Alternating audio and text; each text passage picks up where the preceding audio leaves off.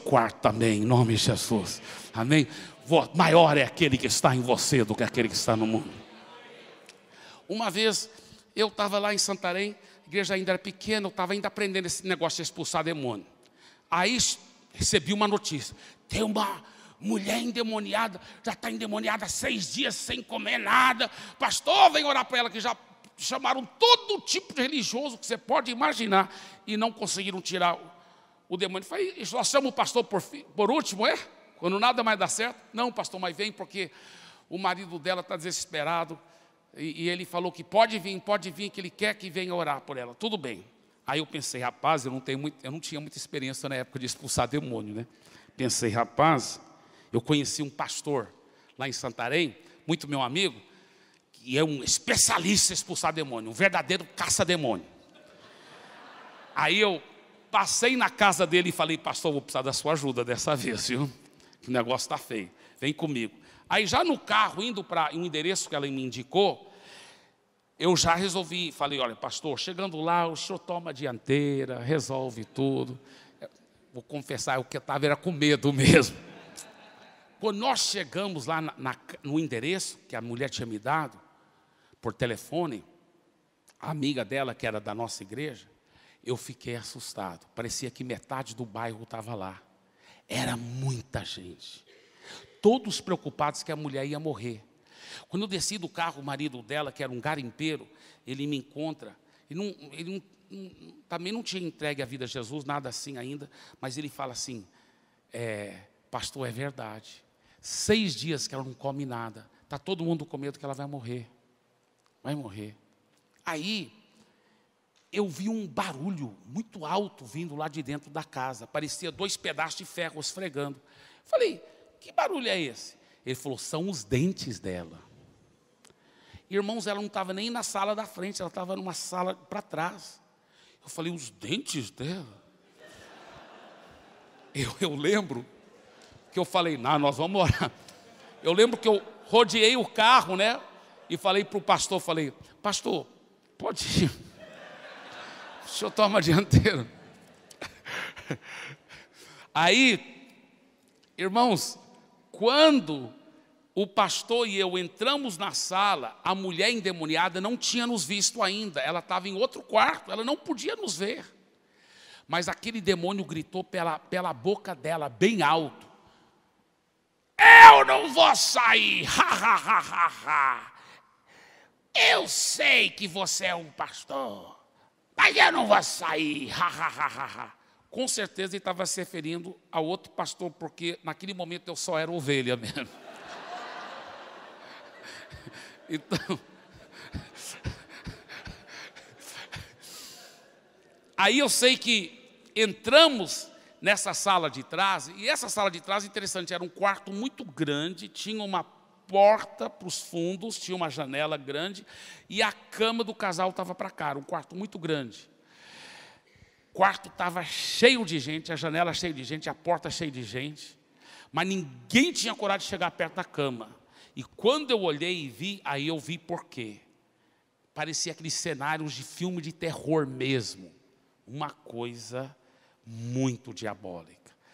E os dentes dela não estavam batendo assim, estavam esfregando assim. Era um milagre diabólico, por que não despedaçavam? Porque era um barulho tão alto. Aí eu fui entender melhor que a Bíblia diz que no inferno haverá choro e ranger de dentes. É uma coisa horrível. Aí, para apoiar melhor o pastor em oração, também fiquei bem longe da cama, né? Fiquei aqui no meio da multidão. Ó, Pai, tenha misericórdia do teu servo, Senhor. Ajude o teu servo. E o pastor foi no meio da sala, leu um trecho da Bíblia, aí ele virou aqui para a cama e falou assim, sai em nome de Jesus. Aí ele falou para a mulher, diga amém, Jesus. Aí o demônio respondeu, aquela voz masculina, amém, Jesus, mas eu não saio. Ha, ha, ha, ha, ha. E aí começou a luta, sai, não sai. O que o pastor depois falou para mim, explicou, porque realmente eu vi, enquanto ele estava lendo a Bíblia, o demônio falava assim: você nunca enfrentou essa hierarquia, e falou lá o nível lá, e você sabe disso, você não vai conseguir aquilo. Jogou uma dúvida na cabeça dele, e essa dúvida o prejudicou. Eu só sei que eu estava lá, Deus tem misericórdia, porque passou muito tempo, talvez 20 minutos, sai, não sai, talvez meia hora, e a multidão toda olhando, e eu vi que a multidão estava começando a acreditar mais na palavra do demônio do que na palavra de Deus. Porque o demônio dizia assim: eu sou um espírito bom. Imagina se ele fosse ruim. Sou um espírito bom, matando a mulher de 6 dias sem comer nada. E ele falava assim: e eu só saio se chamar um certo tipo de curandeiro para fazer um tipo de banho, não sei o que lá, E a multidão acreditando. Eu vi um senhor idoso aqui no meio da multidão falar assim: essa entidade vai sair, mas não desse jeito. Em outras palavras, não pelo nome de Jesus. Aí meu sangue ferveu. Aí só no meu coração eu falei para Deus: Deus, o Senhor tem que fazer alguma coisa rápido. Aí eu ouvi claramente a voz dele. Eu não queria ter ouvido naquela hora, mas eu ouvi, bem aqui dentro. Deus falou assim: não, você que tem que fazer algo. E eu, tudo isso aqui, eu conversando só entre eu e Deus, né, no meu coração. Falei: mas Deus, se o perito não está conseguindo, quem sou eu? Quem sou eu? Mas aí nessa hora que, quando você conhece a palavra te dá a munição.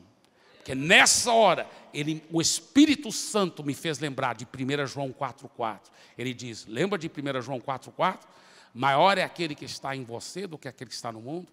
Ele disse: na realidade, meu filho, você não precisa fazer nada, a não ser um canal para deixar eu operar através de você.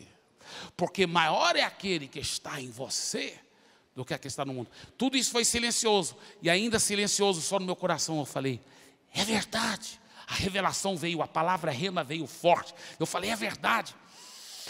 É verdade. Jesus mora em mim. Eu estou cheio de Jesus. Eu lembro que só no meu coração eu pensei isso. Eu estou cheio de Jesus. Esse Jesus que vai fazer tudo através de mim. Quando eu pensei isso e tomei posse disso, sem falar nada em voz alta, uma fé tão forte veio sobre mim, o medo foi embora. Eu olhei para a mulher e me deu de repente uma compaixão por aquela mulher. Uma compaixão tão grande. Eu me aproximei da cama. Eu falei: como é o seu nome? Só que o demônio, ela estava totalmente possuída, olhava pelos olhos dela e ele disse o nome dele. Meu nome é, nem lembro, mas é o nome de demônio. Meu nome é não sei quem lá, tal, fulano de tal. E eu já disse que eu não vou sair. Eu vi tanto ódio, nunca vi tanto ódio na minha vida. Saindo aqueles olhos, eu sei que não era da mulher, era do demônio contra mim. Aí o marido dela falou assim: ó, o nome dela é Edneuza. Aí eu falei: Edneuza? Eu falei com a Edneuza. Você fala: mas ela estava inconsciente. Sim, mas o espírito do ser humano nunca dorme. E eu falei: Edneuza, Jesus te ama e nós também te amamos. E eu falei bem alto para a multidão ouvir. Eu falei: você está sendo horrivelmente oprimida por um demônio, mas Jesus vai te libertar. E ele, olhando com tanto ódio para mim, através dos olhos dela, ele disse: Jesus não ama ela não, quem ama ela sou eu. E eu já disse que eu não vou sair. Aí ele já tinha falado o nome dele, e agora eu falei bem baixinho mesmo, quase cochichando, mas a multidão toda pôde ouvir, porque estava um silêncio. Eu falei: fulano, você vai ter que sair. Foi só isso que eu falei.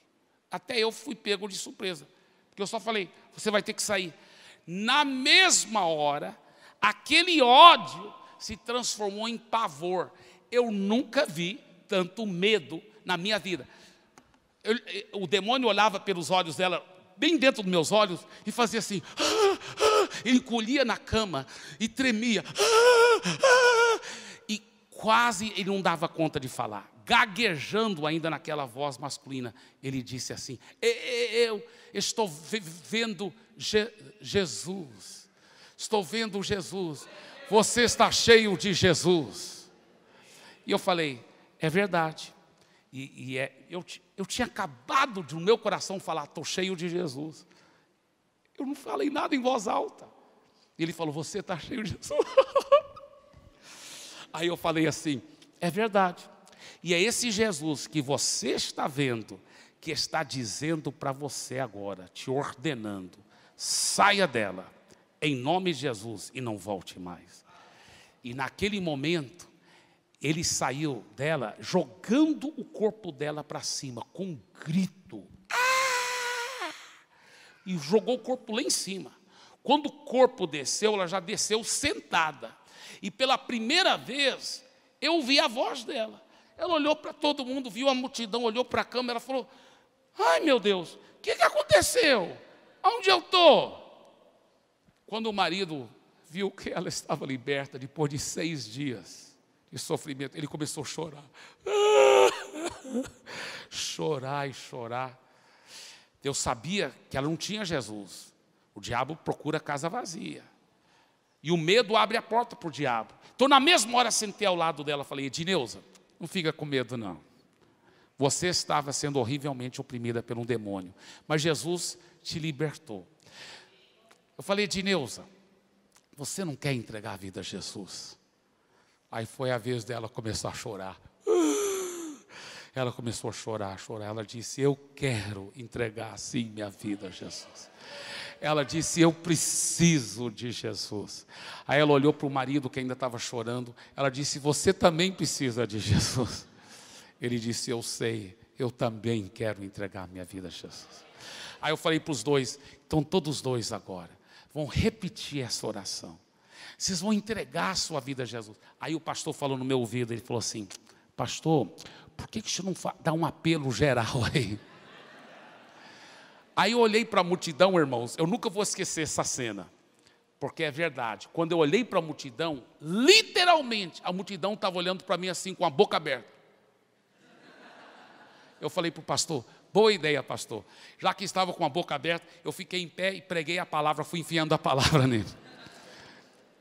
Preguei a palavra rapidinho, uma pequena palavra, dei um apelo, falei, olha, quem quer entregar a vida a Jesus junto com esse casal?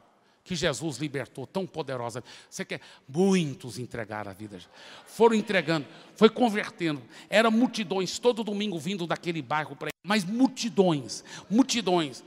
Surgiu um boato.